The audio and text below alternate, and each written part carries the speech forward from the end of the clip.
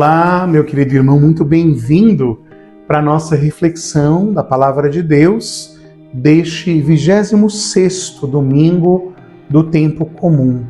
Primeira leitura da profecia de Amós, Amós 6. Ai dos que vivem despreocupados em Sião, que dormem em camas de marfim, mas que não se preocupam com aqueles que sofrem.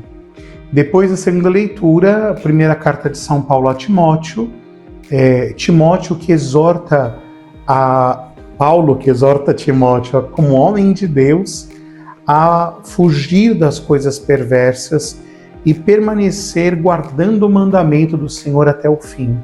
E o Evangelho de Lucas 16, 19 a 31, aquela passagem, aquela parábola do pobre Lázaro e do rico Epulão, Passagem que nós conhecemos bem. Bem, meus irmãos, de alguma maneira, esta palavra que nós ouvimos neste final de semana está em direta ligação com todos os evangelhos que nós refletimos nas últimas semanas. Toda esta vinculação do uso dos bens e do combate à cobiça. A primeira coisa que a gente tem que se perguntar, e isso o Cardeal Raniero Cantalamessa questiona, é quem é, na passagem do rico Epulão e do Lázaro o pobre, o personagem principal. Aparecem alguns personagens, aparece o Lázaro, aparece o rico Epulão, aparece os 5 irmãos do rico que ele quer ir avisar, vindo dos mortos, para que não vão para a condenação eterna. Aparece também a própria figura de Abraão, mas o fato é que a figura principal é o rico Epulão, Este homem que recebeu de Deus dons, inclusive materiais, e que viveu fechado em si mesmo, preso em si mesmo, e não entendeu que esses dons era para fazer dele próprio um dom, permitindo que Lázaro, que estava ali perto da sua realidade, não se alimentasse do banquete, mas comesse as sobras.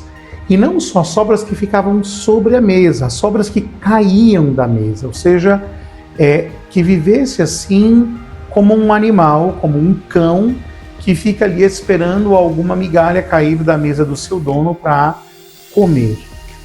Vejam, meus irmãos, nós falávamos um pouco do apego ao dinheiro e na última semana, e da cobiça, portanto. Mas a grande questão é que, por que é que o Senhor nos dá os bens? Por que o Senhor nos cumula com os bens? Também materiais, mas não só materiais. Para que nós amemos. Deus nos dá os bens para que nós nos façamos um bem, um dom para o outro. Deus nos dá os seus dons para que nós façamos de nós mesmos um dom para o outro. Portanto, a questão não está em ser pobre ou em ser rico. Não é esta a questão. Mas a questão está em viver na indiferença, pelo simples fato de ter bens e o outro não ter. Por isso, a profecia de Amós começava dizendo: ai de vós que estão tranquilos, ai de vós que estão despreocupados em Sião, dormindo em camas de marfins, com a sua vida organizada, mas que já não são mais capazes de sair de si para amar. Meus irmãos, aqui o Senhor está nos lançando um desafio. Para que eu vivo? Se eu vivo para mim mesmo, o meu destino é o inferno. Forte, E por que o inferno? Porque o inferno é a afirmação eterna da solidão, do homem que escolheu fechar-se em si mesmo. E o céu é a abertura, é o dom que eu faço de mim e do que eu tenho ao outro. Então, se os meus bens me fecham, na verdade eles são um mal. Ou eu os transformo em um mal. Mas se os meus bens me tiram de mim mesmo, fazendo-me socorrer o outro, me aproximar do outro, perceber o outro, enxergar o outro, sentir o meu coração a comprometer-se com o outro, sendo de fato e vendo o outro como meu irmão, isso é para mim dom e graça. Senão é inferno e condenação. Por isso, o fim do rico epulão é, sem dúvida nenhuma, o inferno.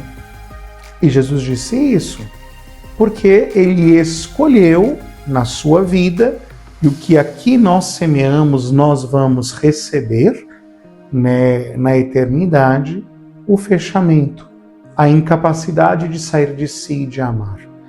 Nesse sentido, meus irmãos, nós precisamos ter claro que nós amamos as pessoas e saímos de nós mesmos porque Deus saiu de si para nos amar. Quando nós amamos alguém, sim, nós muitas vezes perdemos. Mas perdemos na certeza de que, ao sair de si, ao dar-se, eu me enriqueço, porque eu me torno mais humano, porque eu toco ao outro na sua necessidade e me entendo também como pobre. O grande problema, meus irmãos, é que a riqueza pode nos fazer esquecer a pobreza. A pobreza da qual o outro padece e que eu devo socorrer. Mas a pobreza que eu carrego do egoísmo, que só pode ser salva pela riqueza de amar o próximo. Vejam que o Evangelho nos coloca diante de um paradoxo. E aqui eu queria chamar atenção para uma coisa. Depois da pandemia, parece-me que nós agora fomos assim blindados do compromisso com o outro.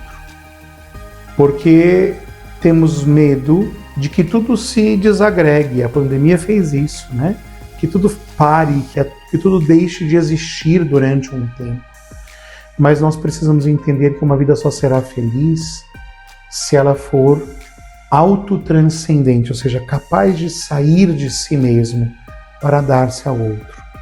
A grande missão é que o Senhor espera de cada um de nós algo único.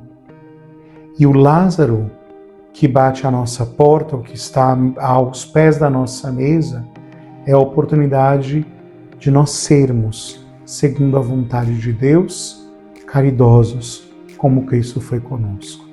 Deus te abençoe e um bom domingo.